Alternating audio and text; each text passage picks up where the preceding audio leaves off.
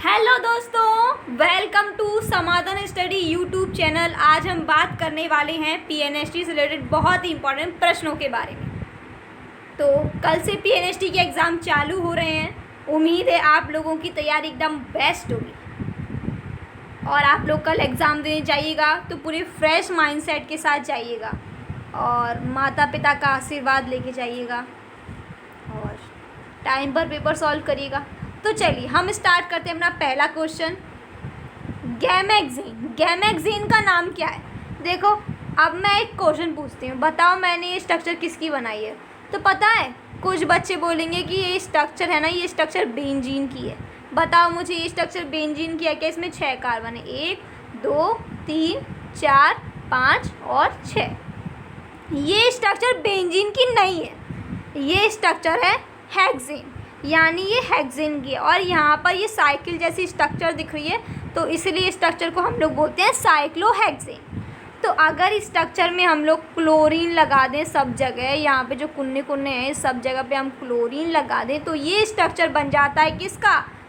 ये स्ट्रक्चर बन जाता है साइक्लोहेक्सेन का। तो ये साइक्लोहेक्सेन का स्ट्रक्चर है। अब इसका IUPAC नेम भी पूछा जाता है, इसका IUPAC नेम भी पूछा जाता है। 1 2 3 4 5 6। तो हम लोग कैसे लिखेंगे? 1 2 3 4 5 6। 6 क्लोरीन है तो इसलिए हम लिखेंगे हेक्सा, और हेक्सा क्लोरो साइक्लोहेक्सेन, क्योंकि ये पूरा स्ट्रक्चर साइक्लोहेक्सेन का ही तो है। और यहाँ पे जो क्लोरीन रखे हैं वो सब 1 2 3 4 5 6, 1 2 3 4 5 6 हेक्सा क्लोरो साइक्लोहेक्सेन, ये आएगा इसका सही आंसर। अब ये बेंजीन तो इसमें होगा नहीं, बेंजीन तो देखो इसमें होगा नहीं, बेंजीन तो देखो इसमें होगा नहीं, तो हमारा फर्स्ट आंसर का है सी ऑप्शन। नेक्स्ट क्वेश्चन पे हम लोग चलते हैं। हम लोगों से पूछा गया है K4 FeCN6 में Fe की ऑक्सीडेशन नंबर क्या होगी? तो हम लोग जानते हैं ऑक्सीडेशन नंबर निकालने के लिए हम जिसका ऑक्सीडेशन नंबर निकालना होता है हम उसको X मान लेते हैं। ये जो K है, इसका जो ऑक्सीडेशन नंबर है ये 1 होता है, तो इसके लास्ट में 4 भी लिखा है, तो 1 का इंटू हम 4 से करते हैं तो 4 आता है, 4 + X। और हम जानते हैं CN का ऑक्सीडेशन नंबर -1 होता है, इसके लास्ट में 6 लिखा है तो हम 6 से इंटू करते हैं और बराबर 0 कर देते हैं। तो X 4 + -6 बराबर 0। तो X बराबर क्या आया? तो X मतलब कि 6 में से 4 जाते हैं तो कितने बचते हैं? X - 2 बराबर 0। तो X बराबर क्या आ गया? 2 आ गया। तो यहाँ पर X यानी ऑक्सीडेशन नंबर कितनी आ गई? 2 आ गई। क्या आप लोग समझ पाए? हाँ, अब यहीं तक बात नहीं रुकती, इसका IUPAC नेम भी पूछा जाता है। तो हम लोग जब इसका IUPAC ऐसे कॉम्प्लेक्स कंपाउंड का IUPAC नेम लिखते हैं तो सबसे पहले हम लोग क्या करेंगे, मुझे बताओ। ये जो कॉम्प्लेक्स है, ये जो ब्रैकेट बना है, इसे हम लोग बोलते हैं कॉम्प्लेक्स। कॉम्प्लेक्स के बाहर जो भी तुमको दिखेगा तुम उसे क्या बोलोगे? आयन बोलोगे। अगर इस साइड दिखा है तो इसे बोलेंगे पॉजिटिव आयन, इस साइड दिखा है तो इसे बोलेंगे नेगेटिव आयन। लेकिन कॉम्प्लेक्स के बाहर कुछ दिख रहा है कि तुमको? हाँ, इस साइड दिख रहा है तो इसे बोलेंगे पॉजिटिव आयन। और हम जानते हैं जब भी IUPAC नेम में इस साइड कोई दिखता है तो उसे बोलते हैं पॉजिटिव आयन। और पॉजिटिव आयन में हम जो सेंट्रल एटम, इसे बोलते हैं सेंट्रल मेटल एटम या सेंट्रल मेटल आयन। तो जब हम सेंट्रल मेटल एटम लिखते हैं तो उसके लास्ट में हम लोग 8 लगाते हैं, 8। जैसे कि इसे बोलते हैं फेरस, तो इसे हम लगाएंगे, इसके लास्ट में लगाएंगे फेरिड। अब ये जो और ब्रैकेट के अंदर इसे हम लोग बोलते हैं लिगेंड। तो जब भी IUPAC नेम लिखते हैं तो हम क्या लिखते हैं? आयन, आयन, आयन का नाम लिखते हैं। फिर क्या लिखते हैं? जो लिगेंड होता है ना, लिगेंड, उसके नंबर लिखते हैं, लिगेंड के नंबर लिखते हैं। फिर क्या लिखते हैं? लिगेंड के नाम लिखते हैं, लिगेंड के नाम हम लोग लिखेंगे, लिगेंड के नाम। फिर क्या लिखेंगे? Central metal atom. अगर जो कॉम्प्लेक्स के बाहर जो भी मॉलिक्यूल है, मतलब कॉम्प्लेक्स के बाहर जो आयन है, कॉम्प्लेक्स के बाहर जो भी होता है हम उसे आयन बोलते हैं। तो कॉम्प्लेक्स के बाहर जो आयन है वो इधर साइड है तो उसे बोलेंगे पॉजिटिव आयन। तो पॉजिटिव आयन के लास्ट में हम लोग 8 लगाते हैं, राइट। तो हम लोग देख लेते हैं इसका IUPAC नेम। पोटेशियम लिखेंगे, पोटेशियम। फिर लिखेंगे लिगेंड के नंबर, तो हम लिखेंगे हेक्सा, हेक्सा लिखेंगे। फिर क्या लिखेंगे? हेक्सा। फिर लिगेंड का नाम, फिर क्या लिखेंगे? हेक्सा। फिर लिखेंगे साइनो, लिगेंड का नाम होता है साइनो। फिर ये फेरस लिखेंगे या फेरेट लिखेंगे, तो हम लिखेंगे फेरेट। अब बोलो मुझे फेरेट क्यों लिखा? हमने फेरेट क्यों लिखा? हमने फेरेट इसलिए लिखा क्योंकि ये जो आयन है ना, ये पॉजिटिव आयन है और पॉजिटिव आयन की लास्ट में हम लोग 8 लगाते हैं, तो ये आ जाएगा। तो आप लोग कर सकते हैं ऐसे ही। इसके क्वेश्चन आते रहते हैं। तो इसका वैसे तो इसका आंसर क्या आ जाएगा, +2 आ जाएगा। यही बात ख़त्म थी। नेक्स्ट क्वेश्चन है हमारा, समन्वय संख्या पूछी हमसे। समन्वय संख्या बताओ, 8:8 किसकी समन्वय संख्या है? तो ये होती है CHCl की। अब मैं आपको बता दूं, जैसे कि अभी तो CHCl की पूछी है, लेकिन NaCl का भी समन्वय संख्या याद रखो। ये NaCl की समन्वय संख्या होती है 6:6, यानी 6:6। KCl का क्या होता है? KCl का ये भी होता है 6:6। और एक याद रखो ZNS का क्या होता है? 4:4। ZNS का होता है हमारा 4:4। CaF2 का क्या होता है? CaF2 का होता है 8 और 4। CaF2 का होता है 8 और 4। और क्या हमारा CHCl हमने पढ़ा था, इसका होता है 8:8। तो ये इतना याद रखो। तो नहीं याद रख सकते तो इसका याद रख लो, CHCl का होता है 8:8।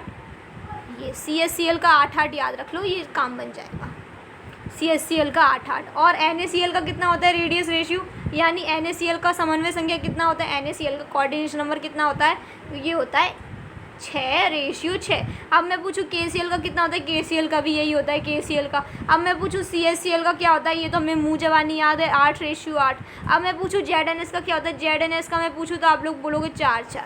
इतना ये याद रखो, इतने याद रखो। Thank you. अब नेक्स्ट क्वेश्चन की तरफ हम लोग चलते हैं। हमसे पूछा गया है लोएस्ट मैग्नेटिक मूवमेंट। तो मैग्नेटिक मूवमेंट को हम लोग दर्शाते हैं म्यू से, इसकी यूनिट होती है डिबे। तो म्यू से दर्शाते हैं, तो इसका फॉर्मूला होता है n ब्रैकेट में n+2।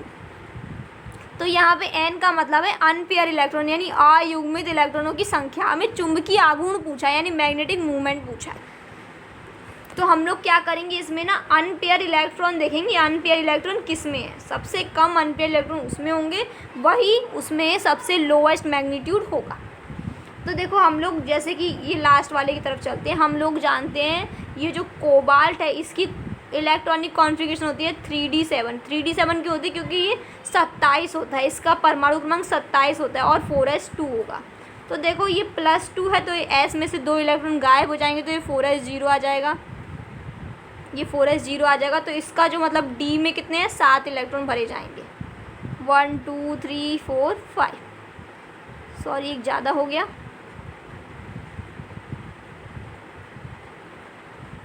1 2 3 4 5 1 2 3 4 5 6 7। तो ये देखो यहाँ पे 3 अनपेयर इलेक्ट्रॉन दिख रहे हैं, राइट। हम ये तो नहीं होगा इसका आंसर। ये देखो यहाँ पे ये मैग्नीज़ का हम लोग जानते हैं 25 होता है, तो हम लोग लिखेंगे 3d5। देखो मैग्नीज़ का परमाणु क्रमांक 25 होता है, इसलिए यहाँ पे 3d5 लिखा गया। लास्ट में 5 है, तो इसलिए लास्ट में 5 होगा। और 4s0 होगा। वैसे तो 4s2 होता है, लेकिन यहाँ पे मैग्नीशियम पे +2 लिखा है, इसलिए यहाँ पे +0 मतलब 0 हो गया। फिर टाइटेनियम का देखो, टाइटेनियम का 22 होता है, तो हम लोग लास्ट में टाइटेनियम की 2 आ रहा है, तो हम लोग 3d2 लिखेंगे और 4s2 लिखेंगे। लेकिन पता 4s2 लिखेंगे क्या? नहीं, क्योंकि यहाँ पे टाइटेनियम +2 लिखा है, तो यहाँ पे 0 आ जाएगा। अब जैसे कि मुझे कॉपर का परमाणु क्रमांक बताओ। परमाणु क्रमांक होता है 29, तो ये आना क्या चाहिए? 3d9 आना चाहिए। और 4s क्या आना चाहिए? 4s2 आना चाहिए, राइट। लेकिन ये जो 3d9 है ना, ये स्टेबिलिटी के लिए एक इलेक्ट्रॉन ऐसे ले लेता है, तो ये 3d10 हो जाता है और ये 4s1 हो जाता है। ये नॉर्मल जो कॉपर का इलेक्ट्रॉनिक कॉन्फ़िगरेशन है, ये होता है 3d10 4s1। अब बोलोगे इसका तो 3d9 होना चाहिए, नहीं, लेकिन ये स्टेबिलिटी के लिए ऐसा कर लेता है, 3d10 कर लेता है। अब हमसे क्या पूछा गया? कॉपर +2 का बताओ। हम कॉपर +2 का बताएंगे तो क्या करेंगे? एक s इसमें से निकाल देंगे, एक इलेक्ट्रॉन s में से निकाल देंगे और एक इलेक्ट्रॉन d में से, तो क्या हो जाएगा? 3d9 हो जाएगा। क्या हो जाएगा? 3d9 हो जाएगा। तो हम लोग क्या करेंगे? अब d बनाएंगे, d ऑर्बिटल 1 2 3 4 5। तो 1 2 3 4 5 6 7 8 9। तो पूरे अनपेयर इलेक्ट्रॉन सबसे कम किस में बच रहे हैं? कॉपर में, यानी कि n = 1 सबसे कम बच रहे हैं हमारा कॉपर में। तो हमारा सही आंसर कॉपर वाला चला जाएगा। नेक्स्ट क्वेश्चन की तरफ चलते हैं। हमसे पूछा गया कार्बन का एक अपरूप है फुलेरीन। फुलेरीन की जो मतलब हाइब्रिडाइजेशन है ना, वो फुलेरीन का जो कार्बन का एक आइसोटोप है, कार्बन का एक अपरूप है, उसका नाम है फुलेरीन, जिसका दूसरा नाम है C60, या दूसरे तरीके से हम बोल सकते हैं बकमिंस्ड फुलेरीन। तो इसका जो हाइब्रिडेशन होता है वो आप याद रख लीजिए, ये होता है sp2। ये आप याद रख लीजिए, फैक्ट है। एक होता है हमारा हीरा, जिसे इंग्लिश में बोलते हैं डायमंड। ये सबसे कठोर पदार्थ होता है, इसका जो हाइब्रिडेशन होता है, इसमें जितने भी कार्बन होते हैं उन सब का हाइब्रिडेशन होता है sp3 होता है। तो ये भी आप याद रख लीजिएगा। और अगर मैं पूछूं हीरे में, बताओ हीरे में ना डैंगलिंग बॉन्ड होता है या नहीं होता है? तो हीरे में डैंगलिंग बॉन्ड होता है। तो इसलिए हीरा जो है ना कार्बन का शुद्ध रूप नहीं है, ये अशुद्ध रूप है। लोग सोचते हैं कि जो हीरा है ये कार्बन का शुद्ध रूप है, नहीं, ये कार्बन का अशुद्ध रूप है। क्यों अशुद्ध रूप है? क्यों अशुद्ध रूप है? क्योंकि इसमें ना ये कार्बन का अशुद्ध रूप है। क्यों अशुद्ध रूप है? क्योंकि इसमें डैंगलिंग बॉन्ड इसमें जो होता है इसकी सरफेस पर, सुनो, ये जो हीरा है ये कार्बन का शुद्ध रूप नहीं है, ये कार्बन का अशुद्ध रूप है, क्योंकि इसकी सरफेस पर डैंगलिंग बॉन्ड होता है। अब ये फुलरीन की बात करें, फुलरीन की सरफेस पर डैंगलिंग बॉन्ड नहीं होता। जहाँ डैंगलिंग बॉन्ड नहीं होता आप उसे याद रखिए। ये फुलरीन है, ये कार्बन का प्योरेस्ट फॉर्म है, क्योंकि इसकी सरफेस पर डैंगलिंग बॉन्ड नहीं होता, इसका हाइब्रिडेशन होता है sp2। और हीरे की बात करें, हीरे का हाइब्रिडेशन होता है sp3। याद रखिएगा, क्वेश्चन बन सकता है। नेक्स्ट क्वेश्चन की तरफ हम लोग चलते हैं। ये IUPAC नेम हमसे पूछा है, इसका IUPAC नेम बताओ। हम लोग जानते हैं सबसे ज़्यादा IUPAC नेम में हम लोग प्रायोरिटी देते हैं फंक्शनल ग्रुप को, FG को, फिर उसके बाद डबल बॉन्ड को, फिर उसके बाद ट्रिपल बॉन्ड को, फिर उसके बाद जैसे हैलोजन फैमिली है उसको हम लोग प्रायोरिटी देते हैं। तो देखो यहाँ पे डबल बॉन्ड देखो 1 2, यहाँ पर 2 पर आ रहा है, यहाँ से देखें तो 1 2, यहाँ पर भी 2 से आ रहा है। अब लोग पूछेंगे कार्बन को 1 नंबर क्यों दिया? क्योंकि कार्बन को ही तो हम लोग 1 नंबर देते हैं, कार्बन को ही तो 1 नंबर देते हैं, तो इसलिए हमने कार्बन को 1 नंबर दिया। तो देखो यहाँ पे दोनों तरफ से आ रहा है। अब हम लोग काउंटिंग कहाँ से चालू करें? तो देखो फिर उसके बाद हम लोग प्रायोरिटी देते हैं किसको? डबल बॉन्ड की बात देते हैं हैलोजन फैमिली को। उसके हैलोजन फैमिली कौन होती है? हैलोजन फैमिली में आता हमारा फ्लोरीन, क्लोरीन और ब्रोमीन। तो ब्रोमीन की तरफ से नंबर चालू करेंगे। तो ब्रोमीन की तरफ से 1 2 3 और 4। तो ब्रोमीन कितने पर आ रहा है? 1 पर आ रहा है। तो देखो ब्रोमीन 1 पर कहाँ आ रहा है? यहाँ पर आ रहा है ब्रोमीन 1 पर। और कहाँ आ रहा है? यहाँ पर आ रहा है, और तो कहीं नहीं आ रहा। तो देखो हम लोग जब IUPAC नेम करते हैं वो अल्फ़ाबेटिकल ऑर्डर में करते हैं। तो देखो यहाँ पे ए के बाद मतलब कि अल्फ़ाबेटिकल ऑर्डर में मतलब कि बी पहले आता है या फिर एम पहले आता है, मतलब बी पहले आता है या एम पहले आता है? बताओ मुझे। ए बी मतलब बी पहले आ रहा है। तो देखो अल्फ़ाबेटिकल ऑर्डर ये वाला होगा ना। फिर उसके बाद ब्यूट 2 इन, जो इन है ये दूसरे नंबर के कार्बन पर, तो इसलिए हमने लिखा 2 इन। तो इसका सही आंसर बी वाला चला जाएगा। क्या आप लोग समझ पा रहे हैं? नेक्स्ट क्वेश्चन की तरफ हम लोग चलते हैं। हम लोगों से पूछा है आइसो इलेक्ट्रॉनिक यानी सम इलेक्ट्रॉनिक पूछा है। यहाँ पे इलेक्ट्रॉनिक लिखा है, आप लोग देख लीजिएगा क्वेश्चन को। और सम संरचनात्मक पूछा है। तो हम लोग क्या करेंगे? सम इलेक्ट्रॉनिक देखेंगे। सम इलेक्ट्रॉनिक जब हम लोग देख लेंगे तो उससे कंफर्म हो जाएगा अगर वो सम इलेक्ट्रॉनिक है तो वो पक्का सम संरचनात्मक भी होगा। तो देखो सम इलेक्ट्रॉनिक देखते हैं। सल्फर, सल्फर का परमाणु क्रमांक कितना होता है? 16। देखो ऑक्सीजन पे -2 लिखा है, तो हम 16 में 2 जोड़ देंगे तो कितना आएगा? 18 आएगा, राइट। और यहाँ पर हम ऑक्सीजन है ना, ऑक्सीजन तो सब में देखो O3 O3 O3 सबके लास्ट में, तो ऑक्सीजन के नंबर को हम लोग नहीं देखेंगे। हम लोग क्या करेंगे? सल्फर का परमाणु क्रमांक होता है 16, लेकिन ऑक्सीजन के ऊपर 4 लगाए -2 तो हो जाएगा 18। यहाँ पे नाइट्रोजन को देखें, नाइट्रोजन का परमाणु क्रमांक होता है 7, लेकिन ऑक्सीजन के ऊपर लगाए -1 तो ये हो जाएगा पूरा 8। तो देखो यहाँ पे जो इलेक्ट्रॉन है यहाँ 18 है, यहाँ 8 है, तो ये सम इलेक्ट्रॉनिक नहीं है। तो ए वाला क्या है हमारा? सम इलेक्ट्रॉनिक नहीं है। बी वाले की तरफ चलते हैं। देखो क्लोरीन होता है 17, लेकिन देखो ऑक्सीजन पर एक माइनस चार्ज भी लगा है तो क्लोरीन हो जाएगा 18। अब सल्फर की बात करें, सल्फर का परमाणु क्रमांक होता है 16 पे मतलब कि 16 होता है, ठीक है 16, लेकिन ऑक्सीजन पर -2 चार्ज है तो ये कितना हो जाएगा? 16 17 18। तो ये देखो यहाँ पे इलेक्ट्रॉन सेम है तो इसे बोलेंगे सम इलेक्ट्रॉनिक। अगर कोई सम इलेक्ट्रॉनिक है तो वो पक्का सम संरचनात्मक भी होगा। तो इसका ये वाला आंसर सही जाएगा। इसको भी देख लेते हैं। कार्बन का परमाणु क्रमांक कितना होता है? 6 होता है, लेकिन ऑक्सीजन पे -2 चार्ज है तो 6 में 2 जोड़ देंगे 7 और 8, तो मतलब यहाँ पे आ जाएगा 8। अब नाइट्रोजन का परमाणु क्रमांक कितना होता है? 7 होता है, लेकिन ऑक्सीजन पे एक माइनस चार्ज भी है तो ये 8 आ जाएगा। तो यहाँ पर भी देखो, यहाँ पर भी इलेक्ट्रॉन सेम है तो ये भी सम संरचनात्मक होगा और सम इलेक्ट्रॉनिक होगा। अगर इलेक्ट्रॉन सेम है तो पक्का सम संरचनात्मक होगा। देखो सम इलेक्ट्रॉनिक भी है और सम संरचनात्मक भी है, तो दोनों इसका आंसर होगा, दोनों। हाँ, किसी ऑप्शन के 2 आंसर भी हो सकते हैं। आप इस क्वेश्चन को देखो, ये क्लोरीन है मान लो, क्लोरीन का परमाणु क्रमांक होता है 17, ये देखो ऑक्सीजन पर एक माइनस चार्ज भी लगा है तो ये हो जाएगा 18। ये देखो कार्बन, कार्बन का परमाणु क्रमांक 6, यहाँ पे -2 4 लगा तो हम क्या करेंगे 6 7 और 8। तो यहाँ पर तो इलेक्ट्रॉन सेम नहीं है, तो इसके 2 आंसर सही होंगे, याद रखना। किसी आंसर के 2 आंसर भी सही हो सकते हैं ना, तो ये सम इलेक्ट्रॉनिक आइसो इलेक्ट्रॉनिक देखने का तरीका था। फिर हम लोग देखते हैं प्रथम आयनन एंथैल्पी का बढ़ता क्रम। तो हमने बात की थी बब्बे कौन, आयन, जब भी आयनन एंथैल्पी या आयनन ऊर्जा की बात करें तो हम याद रखेंगे बब्बे। बब्बे, बब्बे कौन है बब्बे?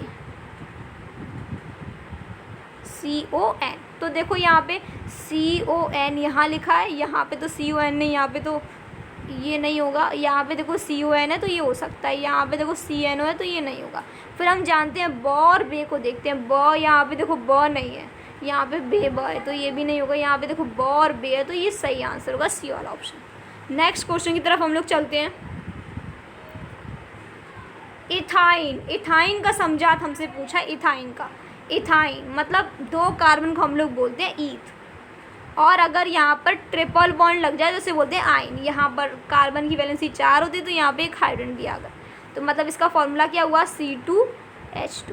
अब देखो इथाइन का समझात, जब भी हमसे समझात पूछे तो हम लोग क्या कर देंगे, CH2 को ऐड कर देंगे। CH2 को ऐड कर दिया, हमसे पूछा इथाइन का समझात तो हम क्या करेंगे, इथाइन में CH2 ऐड कर देंगे। तो इथाइन में CH2 ऐड करेंगे तो क्या होगा, देखो यहाँ पे 2 कार्बन है, इसमें एक कार्बन ऐड करेंगे क्या होगा 3। देखो यहाँ पे 2 हाइड्रोजन, इसमें 2 और हाइड्रोजन ऐड करेंगे तो क्या होगा C3H4। तो इसका सही आंसर क्या होगा C3H4। इथाइन जब भी हमसे समझात पूछे तो हम लोग क्या करेंगे, CH2 ऐड कर देंगे। राइट, नेक्स्ट क्वेश्चन की तरफ हम लोग चलते हैं। हम लोगों से पूछा उस विलयन को पहचानिए जो जलीय विलयन में अमोनिया के साथ रिएक्शन करने पर नीला हो जाता है। तो हमने एक सॉल्यूशन का नाम पढ़ा था CuSO4.5H2। ये फॉर्मूला होता है हमारा नीलात होता है, यानी ब्लू विट्रियोल का। तो इसमें जो कॉपर होता है ये नीला कलर देता है, तो इसका सही आंसर कॉपर चला जाएगा। नेक्स्ट क्वेश्चन है हमारा जेनेटिक ट्रांसफ़र, जो वायरस, सॉरी ये बायो का क्वेश्चन आ गया, पर फिर भी हम इसे सॉल्व कर लेते हैं। जो वायरस होता है, वायरस ये अपना जेनेटिक मटेरियल ट्रांसफ़र करता है, तो इस प्रोसेस को बोलते हैं हम लोग ट्रांसडक्शन। देखो कितना सिंपल है, जो वायरस है अपना जेनेटिक मटेरियल ट्रांसफ़र कर रहा है, एक जगह से दूसरी जगह स्थानांतरित कर रहा है, तो इस प्रोसेस को हम लोग बोलते हैं ट्रांसडक्शन। राइट, तो आप लोग अपना पेपर अच्छे से देके आइएगा। सुनो मेरी बात, जीतूंगा मैं, ये खुद से वादा करो, जितना सोचते हो कोशिश उससे ज़्यादा करो, तकदीर रूठे तो रूठे, हिम्मत ना टूटे, मजबूत अपना इरादा करो। ऑल द बेस्ट मेरी तरफ से, thank you, all the best.